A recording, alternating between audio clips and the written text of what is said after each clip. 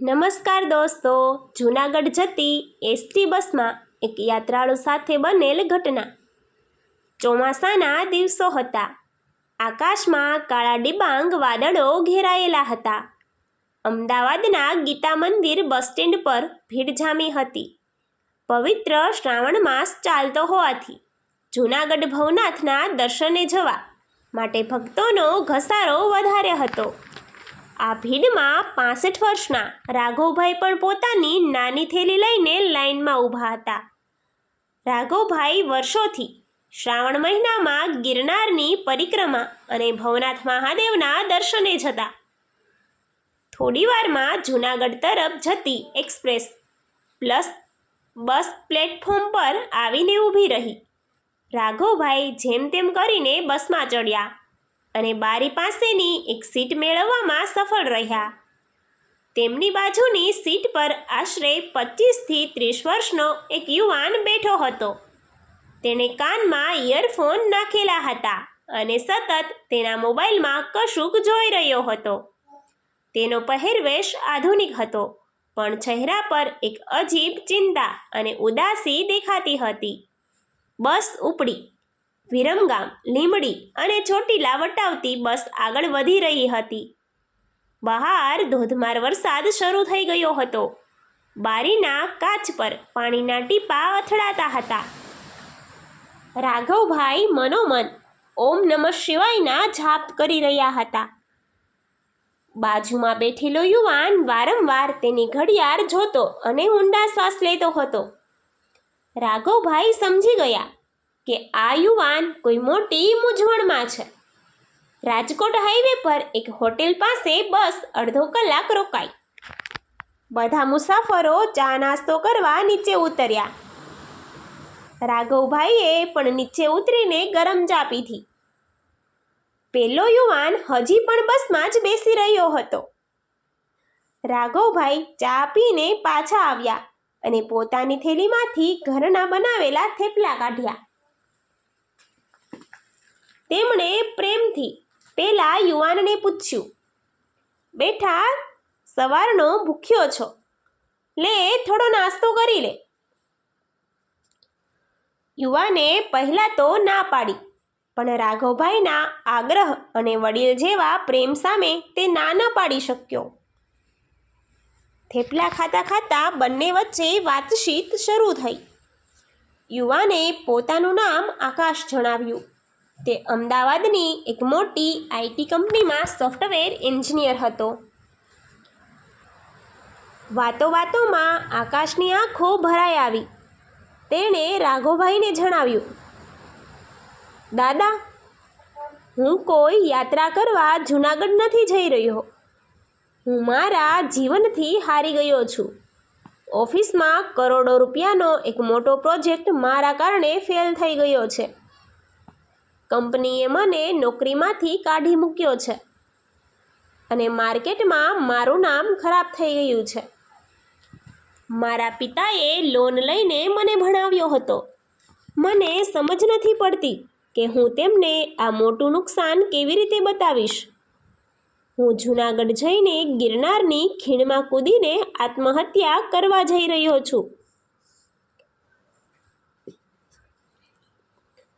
આકાશની આ વાત સાંભળીને રાઘવભાઈ ધ્રુજી ગયા. તેમણે આકાશને શાંત પાડવાનો પ્રયત્ન કર્યો અને સમજાવ્યો કે જિંદગી કોઈ એક નોકરી કે પ્રોજેક્ટ કરતાં ઘણી મોટી છે. પણ આકાશના મગજ પર નિરાશા સવાર હતી. બસ હવે જૂનાગઢની નજીક પહોંચવા આવી હતી. બારીમાંથી દૂર ગિરનાર પર્વત દેખાવા લાગ્યો હતો. વરસાદ ખૂબ જ વધી ગયો હતો. વાદળો એટલા નીચા હતા કે ગિરનારની ટોચ દેખાતી નહોતી. અચાનક જેતપુર અને જૂનાગઢ વચ્ચેના હાઈવે પર એક મોટો અકસ્માત થયો. એક લક્ઝરી બસ અને ટ્રક સામસામે અથડાયા હતા. રસ્તો બ્લોક થઈ ગયો અને ચીસાચીસ સંભળાતી હતી. તેમની એસટી બસના ડ્રાઈવરે તરત જ બ્રેક મારી. બસમાં બેઠેલા બધા મુસાફરો ગભરાઈ ગયા. રાઘવભાઈએ બારી બહાર જોયું તો અકસ્માત પામેલી બસમાંથી લોકો લોહીલુહાણ હાલતમાં બહાર નીકાળવામાં આવી રહ્યા હતા. વરસાદ અને પૂર જેવા પાણીના કારણે કોઈ વ્હીકલ ત્યાં આવી શકે તેમ નહોતું. રાઘવભાઈએ વિલંબ કર્યા વગર આકાશનો હાથ પકડ્યો અને કહ્યું, બેટા, તું ભગવાન પાસે વહેલો જવા માગે છે ને? પણ અત્યારે તારી સામે કેટલાક લોકો જિંદગીની ભીખ માગી રહ્યા છે. ચાલ મારી સાથે. રાઘવભાઈ અને આકાશ બસમાંથી નીચે ઉતર્યા. ધોધમાર વરસાદમાં બંને અકસ્માતવાળા સ્થળે દોડ્યા. આકાશ યુવાન હતો એટલે તે ઝડપથી આગળ વધ્યો.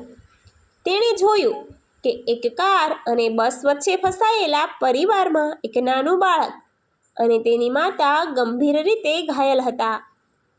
કારનો દરવાજો લોક થઈ ગયો હતો. આકાશમાં ખબર નહીં ક્યાંથી હિંમત આવી ગઈ. તેણે રોડ સાઈડ પરથી એક મોટો પથ્થર ઉપાડ્યો અને કારનો કાચ તોડી નાખ્યો. તેણે પોતાના હાથ છોલાવા છતાં તે નાના બાળકને અને તેની માતાને બહાર કાઢ્યા. રાઘવભાઈએ અન્ય મુસાફરોની મદદથી એમ્બ્યુલન્સ અને પોલીસને ફોન કર્યા. અડધા કલાક સુધી આકાશ અને રાઘવભાઈએ વરસાદમાં પલળતા 10 થી 15 લોકોના જીવ બચાવ્યા.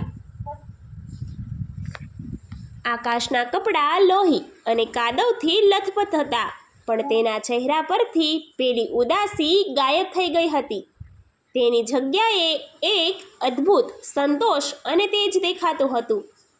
જ્યારે એમ્બ્યુલન્સ આવી અને ઘાયલોને લઈ જવા લાગ્યા ત્યારે પેલા બાળકના પિતાએ લોહીલુહાણ હાથે આકાશનો હાથ પકડીને કહ્યું, ભાઈ, આજે તમે ન હોત તો મારો પરિવાર ન બચત. તમે મારા માટે ભગવાન છો. આ શબ્દો આકાશના કાનમાં પડતા જ તેની આંખોમાંથી આંસુ વહી ગયા. તેને સમજાયું, જે જીવનને તે નિરર્થક સમજીને ફેંકી દેવા જઈ રહ્યો હતો, તે જીવન આજે કેટલાય લોકો માટે આશીર્વાદ બની ગયું હતું. રસ્તો સાફ થયો અને બસ ફરીથી જૂનાગઢ તરફ ચાલી. બસમાં બેઠેલા અન્ય મુસાફરો આકાશની બહાદુરીના વખાણ કરી રહ્યા હતા. સાંજે બસ જૂનાગઢ સ્ટેન્ડ પર પહોંચી. વરસાદ બંધ થઈ ગયો હતો. ગિરનાર પર્વત વાદળોની વચ્ચેથી ખુલ્લો થયો હતો અને તેના પર સૂર્યના છેલ્લા કિરણો સોનાની જેમ ચમકતા હતા. આકાશ બસમાંથી નીચે ઉતર્યો. તેણે ગિરનાર સામે હાથ જોડ્યા. આ વખતે તે પર્વત પરથી કૂદવા માટે નહીં, પણ ગિરનારી મહારાજનો આભાર માનવા માટે ઝૂક્યો હતો.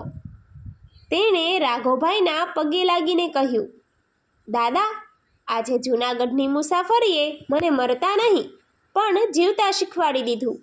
મારી ભૂલના કારણે એક કંપની ગુમાવી છે, પણ મારી મહેનત અને કુદરતે આપેલી આ જિંદગીથી હું નવી શરૂઆત કરીશ. રાઘવભાઈએ આકાશને ગળે લગાવ્યો. આકાશ સ્ટેન્ડથી પાછી અમદાવાદની બસ પકડવા તરફ આગળ વધ્યો અને રાઘવભાઈ ભવનાથના મેળા તરફ ચાલવા લાગ્યા. જૂનાગઢની આ બસ મુસાફરી માત્ર એક સફર નહોતી, પણ એક ડૂબતા જીવનને કિનારો આપનારી અવિસ્મરણીય ઘટના બની ગઈ હતી. Thank you.